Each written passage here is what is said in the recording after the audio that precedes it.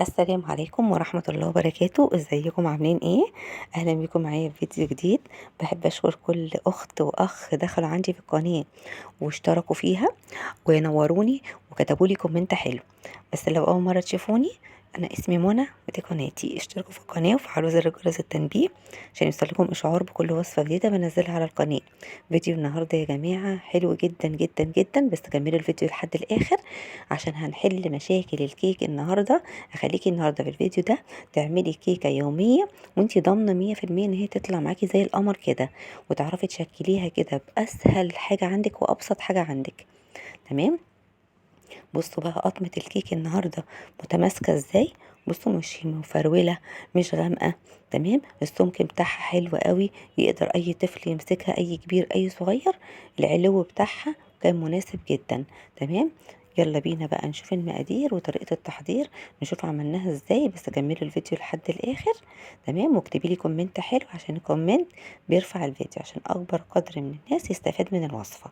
يلا بينا نشوف المقادير وطريقة التحضير. بسم الله الرحمن الرحيم. اول مكون عندي النهارده معلقه القشطه. معلقه القشطه دي يا جماعه كانت موديه الكيكه في حته تانية. دي في حاله ان انتي ما عندكيش اي مكونات في البيت. تمام. ودي معلقه من السمنه البلدي او سمنه نباتي اللي احنا عملناها في القناه مع بعض. لو عايزينها قولولي في الكومنتات وانا هنزلها لكم في صندوق الوصف.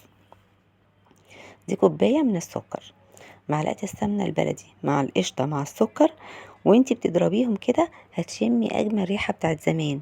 عارفين زمان كده لما كنا بنعمل السندوتش السخن ونحط فيه معلقة زبدة وسكر؟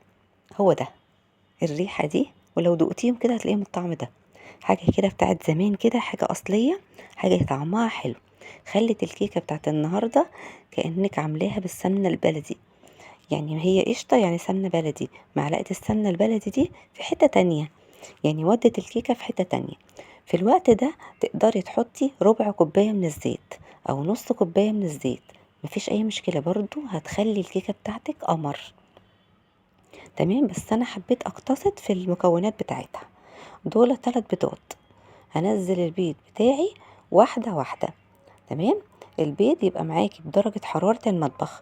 اي مكون هتحطيه النهاردة في الكيك بتاعك هيبقى بدرجة حرارة المطبخ. تمام.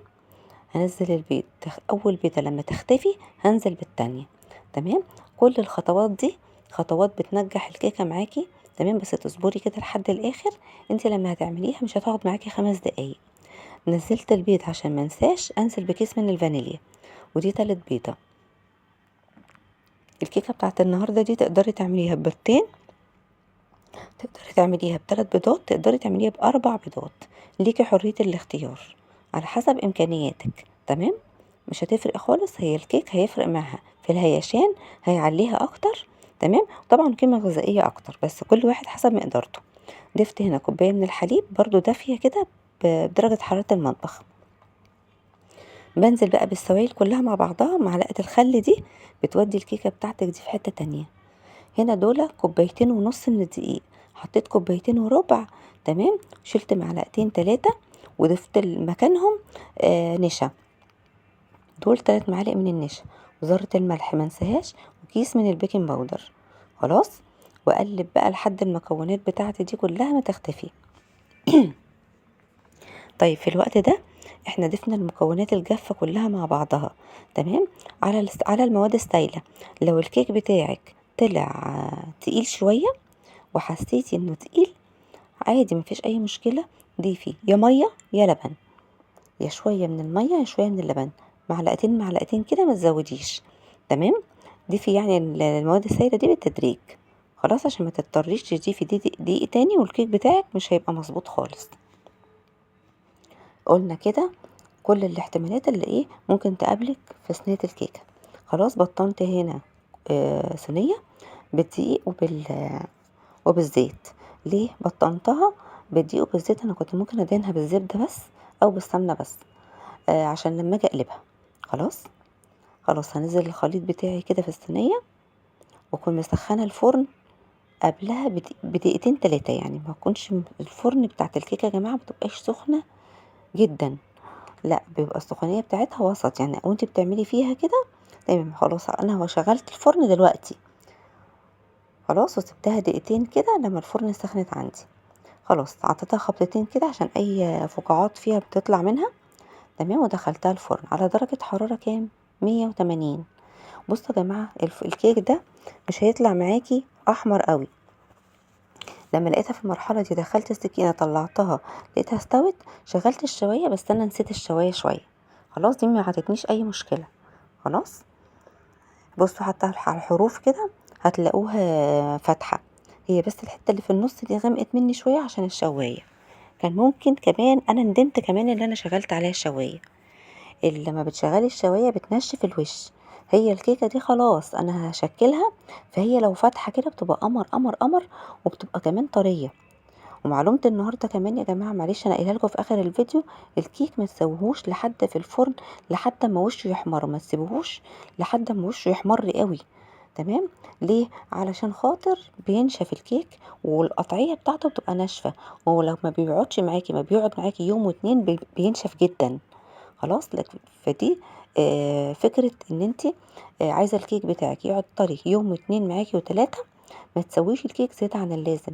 خلاص، طالما لقيتي الجوانب اصفرت وغرستي فيها السكينة لقيتيها طلعت نضيفة، خلاص اطفي عليها النار، يا اما تنشغلي عليها الشواية دقيقتين وخلاص. بقول لكم بقى، هنا دي المربى اللي احنا عملناها مع بعض في القناة، مربى الاناناس. بصوا يا جماعة، تحفة، قمر قمر قمر والله. حتى في التشكيل كده، في تشكيل الكيك طعمها جميل جدا. تمام، جربوها مربى الاناناس وشيلوها في الفريزر، ولو الاناناس كمان مستوي شويه هيبقى سعره ارخص. اعملي شويه كده وشيلين في الفريزر لو عندك مكان، هتنفعك جدا جدا جدا في تشكيل التورت. انتوا عارفين كمان ان الاناناس بنشتريه، بنشتري التورت اصلا متزوقه بالاناناس، الاناناس اللي هو المعلب، الكمبوت. تمام، ده كان نفس طعم الاناناس اللي هو الكمبوت ده. خلاص، جربوها مش هتندموا ابدا، وصفات حلوه جدا. لو عجبتكم وصفه النهارده، لفوا لفه كده في القناه، هتلاقوا وصفات سهله سريعه، وكمان مش مكلفه واقتصاديه جدا وطعمها حلو. خلاص خلصنا بقى. بصوا المربى هنا، زوقتها كده بالمربى ودهنتها بالمربى كلها زي ما انتوا شايفين من جميع الجوانب. هجيب بقى جوز الهند عندي هنا ورشرش عليها. بصوا ابسط البساطة، بس طعم حلو جدا وتغيير وحاجة حلوة مش مكلفة يعني، وهتخليكي كده في منتهى السعادة وانتي بتاكليها. بصوا بقى عاملين عاملة زي الكيكة بتاعت زمان اللي هي بجوز الهند، الطعم الحلو ده بتاع زمان. حاجات اللي هي ايه كنا بناكلها في الطفولة دي. كل الحاجات دي كانت بتعدي علينا واحنا صغيرين، بس احنا بننساها. نجدد كده شوية في صينية الكيك بتاعتنا، حطيتيها بعد الفطار كده، حطيتيها في الفطار، في العشاء، قمر قمر قمر. انتوا عارفين طبعا جوع اخر الليل والصيف بيحب الحاجات دي، والاطفال بيحبوا الحاجات دي، يعني لو عملتيها توفر عليكي كتير جدا. خلاص كده، بصوا بقى، عملتها بجوز الهند كده من على الحروف، انا نقلتها في الصينيه هنا عشان اقدر اتحكم فيها. تمام، ولما اجي اقلبها من على الجنب كده، الكيكه ما تتزحلقش مني وتقع، تعرفي ان انت تشكليها. خلاص كده، بصوا بقى زي ما وريتها لكم في اول الفيديو كده، قطعتها. القطعيه بتاعتها سهله جدا، مش مفروله. بصوا بحيث كمان ان هي كانت لسه معموله، مش مفروله، متماسكه، طعمها حلو، طعمها طعم السمنه البلدي، طعم كيكه زمان. بجد يا جماعة يعني جربوها مش هتندموا، واكتبوا لي كومنت حلو لو عجبتكم وصفتي النهاردة.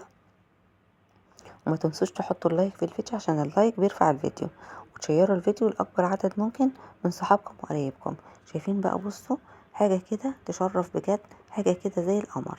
بصوا هايشة ازاي، هايشة وطعمها حلو.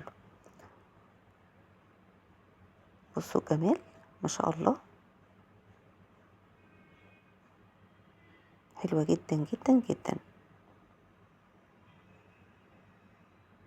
بصوا متماسكة ازاي، كيكة تحفة تحفة تحفة، قمر قمر قمر. بصوا بقى، هنا الميزة بتاعت الكيكة النهاردة كانت عالية وهايشة، وكمان لونها فاتح. بصوا كيكة كده زي بياضها كده من جوه زي بياض التلج. السلام عليكم، بفيديو جديد ووصفة جديدة ان شاء الله.